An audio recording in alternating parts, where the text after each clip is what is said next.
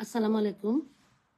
তৃতীয় শ্রেণীর মূল্যায়ন বিষয়ে শিক্ষকদের জন্য নতুন কারিকুলামে কি কি নির্দেশনা এসেছে তা আমি আজকে আলোচনা করব। এর আগে আমি বিজ্ঞান বিষয়ের একটি লাইভ ভিডিও শেয়ার করেছি সবার সাথে। আপনারা দেখুন, এখানে আমি এনসিটিভির ওয়েবসাইটটা দেখাচ্ছি। এখানে আমরা দেখছি যে প্রাথমিক স্তরের মূল্যায়ন নির্দেশিকা প্রকাশ হয়েছে 18 এপ্রিল, এবং আমরা এই ওয়েবসাইট থেকে এই 3 শ্রেণীর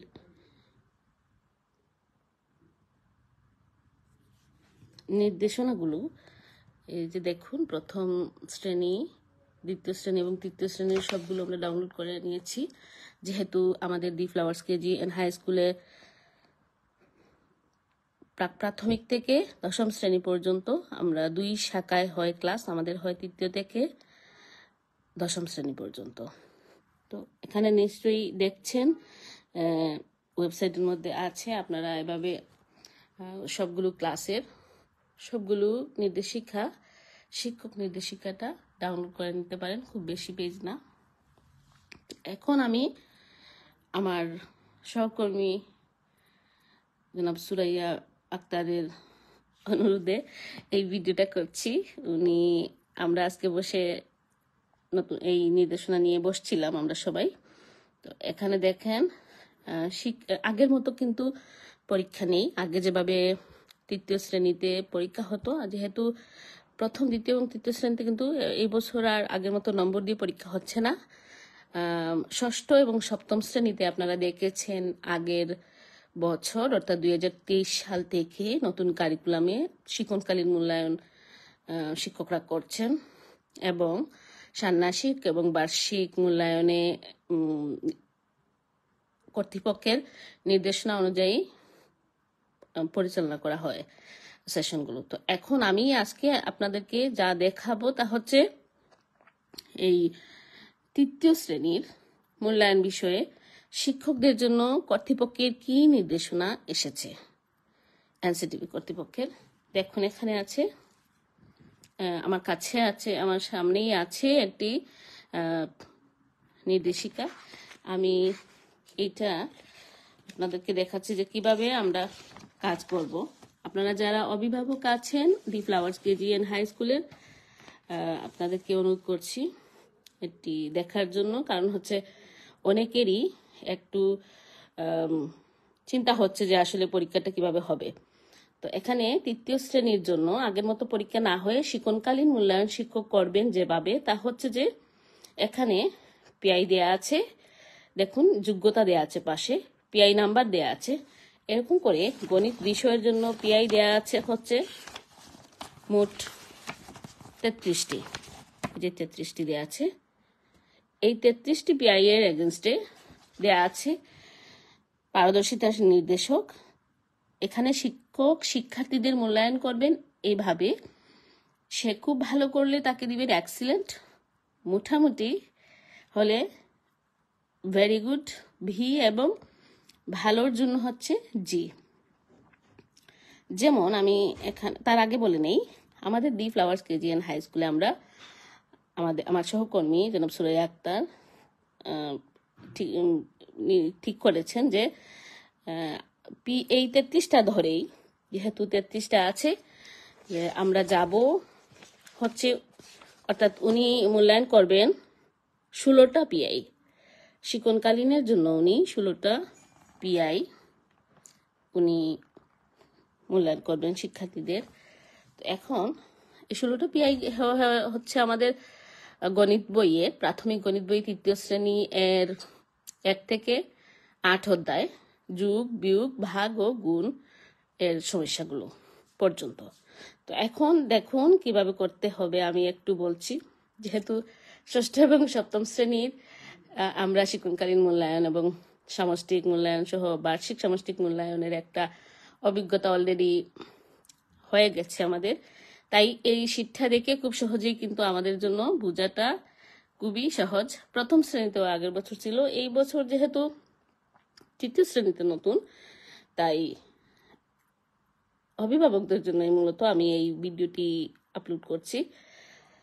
এখানে শিক্ষার্থী যেমন স্থানীয় মান 1 নাম্বার যে যোগ্যতাটা আছে 1-4-এ স্থানীয় মানের ধারণা ব্যবহার করে সংখ্যা পড়তে, অঙ্কে ও কথায় লিখতে পারা ও সংখ্যার তুলনা করতে পারা এবং দৈনন্দিন জীবনে ব্যবহৃত বিভিন্ন সংখ্যা দিয়ে উৎসাহের সঙ্গে আলোচনা ও ব্যবহার করতে পারা।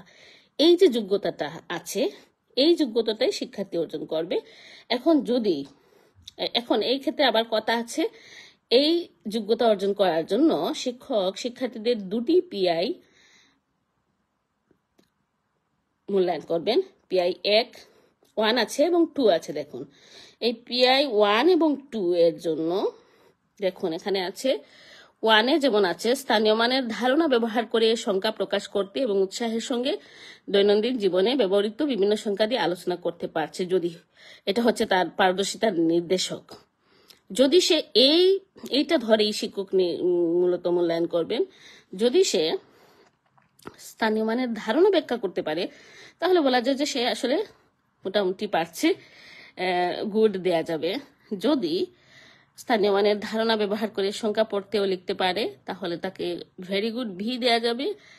এবং যখন সে দৈনন্দিন জীবনে বিভিন্ন সংখ্যা দিয়ে দৈনন্দিন জীবনে ব্যবহৃত বিভিন্ন সংখ্যা দিয়ে উৎসাহের সঙ্গে আলোচনা করতে পারে, শিক্ষক সেই মূল্যায়নটা করবেন, তাহলে তাকে এক্সিলেন্ট দিবেন। অর্থাৎ বুঝতেই পারছেন, পড়াশোনা নাই বললে হচ্ছে না। শিক্ষার্থীদেরকে কিন্তু এই যে যোগ্যতাগুলো অর্জন করার জন্য অবশ্যই বইটা আছে রাখতে হবে, বইয়ের সবগুলো অংশ ভালো করে আয়ত্তে আনতে হবে। পিআই 2-এ আছে স্থানীয় মানের ধারণা ব্যবহার করে একাধিক সংখ্যার মধ্যে তুলনা করতে পারা এবং দৈনন্দিন জীবনে বিভিন্ন কাজে তা ব্যবহার করতে পারছে, এটা হচ্ছে তার পারদর্শিতার নির্দেশক। যদি সে তুলনা করে তার যে তুলনার ধারণাটা সেটা ব্যাখ্যা করতে পারে তাহলে সে গুড পাচ্ছে। কিন্তু এর চেয়ে আরো একটু বেটার করলে, অর্থাৎ ছোট বড় প্রকাশ করতে যদি পারে তাহলে সে ভেরি গুড পাচ্ছে। আর যখন সে আরো বেশি একটু অ্যাডভান্স যাবে, অর্থাৎ একাধিক সংখ্যার তুলনা করে ক্রমানুযায়ী সাজাতে পারে, দৈনন্দিন কাজে জীবনের বিভিন্ন কাজে তা ব্যবহার করতে পারে, তাহলে তাকে দেওয়া হবে এক্সেলেন্ট। অর্থাৎ এক্সিলেন্ট পাওয়ার জন্য একজন শিক্ষার্থীর খুব ভালো সব বিষয়ের প্রতি এই যে নির্দিষ্ট যোগ্যতাটা খুব ভালোভাবেই তার আয়ত্তে আনতে হবে। তারপর আমরা 3 নম্বরে দেখছি কি ক্রমবাচক সংখ্যা পড়তে ও লিখতে পারে। 3 নম্বরে একটাই আছে, 1.5-এর যে যোগ্যতা, এই যোগ্যতায় আছে পিআই 1টা, অর্থাৎ 3 নম্বর। এখানে আছে ক্রমবাচক সংখ্যা পড়তে লিখতে ও ব্যবহার করতে পারছে, এটা হচ্ছে নির্দেশক। আর যদি সে ক্রমবাচক সংখ্যার ধারণা ব্যাখ্যা করতে পারে তাহলে সে পাবে গুড জি। ভি পাবে যখন সে ক্রমবাচক সংখ্যা পড়তে ও লিখতে পারে। যখন সে ক্রমবাচক সংখ্যা ব্যবহার করে অবস্থান নির্ণয় করতে পারে তখন হবে তার এক্সিলেন্ট ই। এভাবে দেখুন 3 আছে, 4 আছে, সবগুলো এভাবে আমরা যদি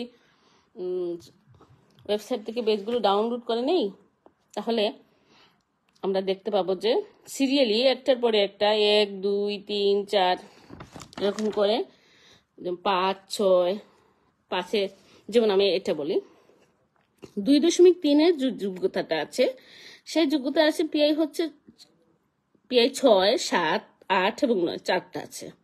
যুগের জন্য একটা, বিয়োগের জন্য একটা, তারপরে হচ্ছে সমস্যা সমাধানের ধারাবাহিকতা অনুসরণ করে যুগ বিয়োগ সংক্রান্ত সমস্যা সমাধান করতে পারা একটা, আর একটা হচ্ছে দৈনন্দিন জীবনে যুগ বিয়োগ সংক্রান্ত বিভিন্ন সমস্যা সমাধানে উৎসাহের সাথে সমাধান করা, অ্যাডভান্স একটু বলা যায়।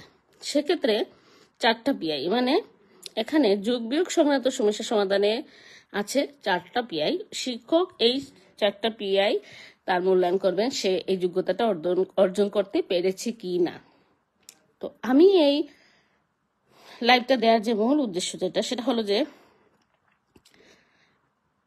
অভিভাবক যারা আছেন অভিভাবকদের জন্য একটু মানে যাতে অভিভাবকরা যেন এই বিষয়টা নিয়ে চিন্তিত না হন যে আসলে কিভাবে পরীক্ষাটা হবে। পরীক্ষাটা হচ্ছে বলতে এইটা কিন্তু পরীক্ষা একটা শিক্ষণকালীন মূল্যায়নটা হচ্ছে ধারাবাহিক মূল্যায়ন। এবং এইটা শিক্ষক রেকর্ড করে রাখবেন। এই রেকর্ডটাই তার রিপোর্ট কার্ডে আসবে। দেখুন এখানে 10 নম্বর আছে, 11 নম্বর আছে, 12। 10-এ আছে গুণ সংক্রান্ত, 10 এবং 11-তে আছে গুণ সংক্রান্ত সমস্যা সমাধান করতে পারা, দৈনন্দিন জীবনে ব্যবহার। ভাগ আছে 12-তে। একইভাবে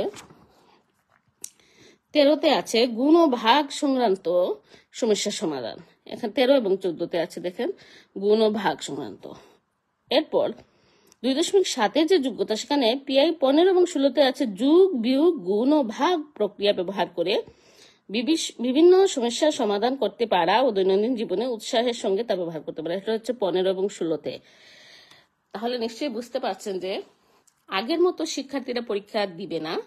শিক্ষার্থীরা কি করবে, যে আমরা আমাদের স্কুলে আমরা যে বলেছি যে অধ্যায় 8 পর্যন্ত আমরা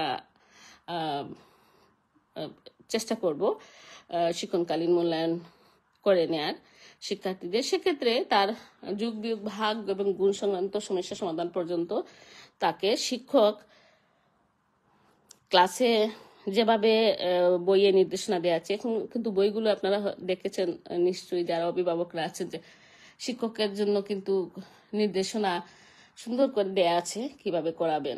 সেক্ষেত্রে আপনাদেরকে কি করতে হবে, আপনাদেরকে অবশ্যই বইটা শিক্ষার্থীদের টাচে রাখতে হবে, তারা যেন এগুলো ভালোভাবে আয়ত্তে আনতে পারে। সেটাই হচ্ছে আপনার বাড়তি কাজ।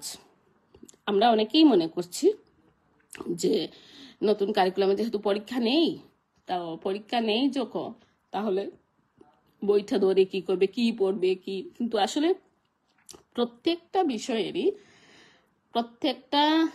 একদম নবম শ্রেণী পর্যন্ত, তো এখন 6ষ্ঠ থেকে নবম আছে, আর এইদিকে হচ্ছে 1, 2, 3 সবগুলো বিষয়েরই শিক্ষকের জন্য নির্দেশনা আছে। শিক্ষক পেজ নাম্বার পর্যন্ত উল্লেখ আছে 6ষ্ঠ থেকে নবমে, যে কোথায় কিভাবে মূল্যায়ন করবেন।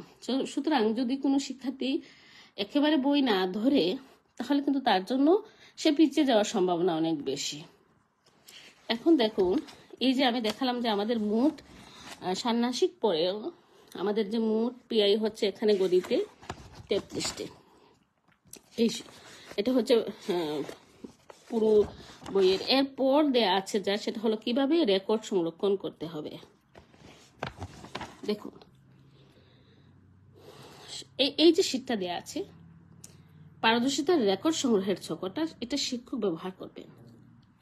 এই ছকগুলোকে আমরা ডাউনলোড করে ফটোকপি করে নিতে পারি। তারপর শিক্ষার্থীদের নামটা আমরা এভাবে নামগুলো লিখে প্রত্যেকটা পিআই এগেস্টে আমরা তাদের সেই মূল্যায়ন আমরা এইভাবেই রেকর্ড করব। যেমন 1 নম্বর পিআই এর জন্য 1 নম্বর যে পিআই আছে সেটার জন্য তার সে কি পেয়েছে, যেমন এখানে ভি আছে মানে সে ভেরি গুড পেয়েছে, জি মানে সে গুড পেয়েছে, দেখুন ই হলে এক্সিলেন্ট, খুব ভালো করলে সে ই পাবে।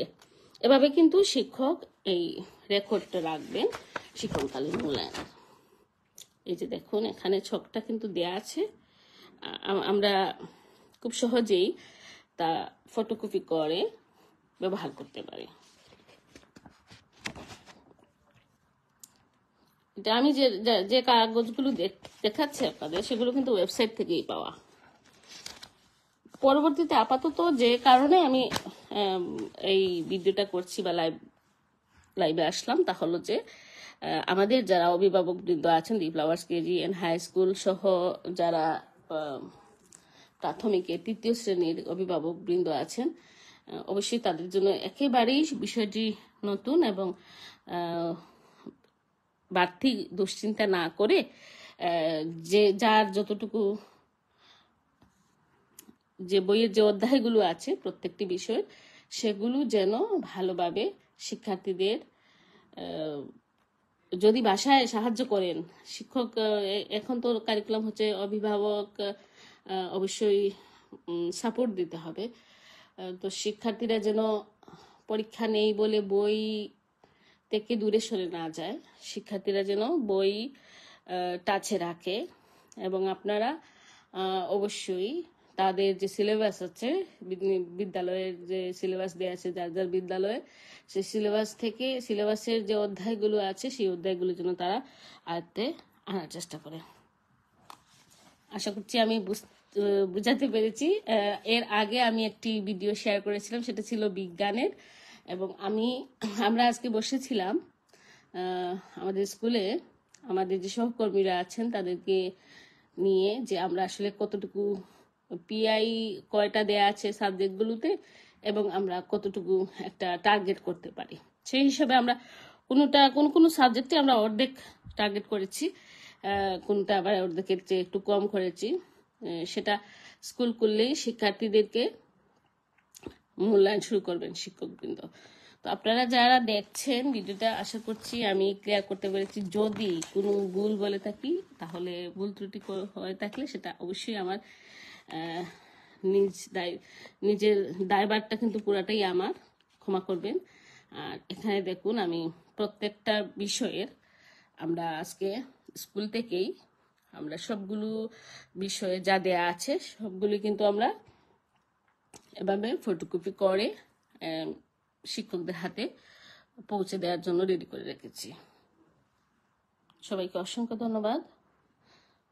আবারও বলছি, গণিতের জন্য আমরা 16টি পিআই ঠিক করেছি যে শিক্ষক মূল্যায়ন করবেন, এবং বইয়ের যে অধ্যায় আছে অধ্যায় 8 পর্যন্ত শিক্ষক মূল্যায়ন করবেন।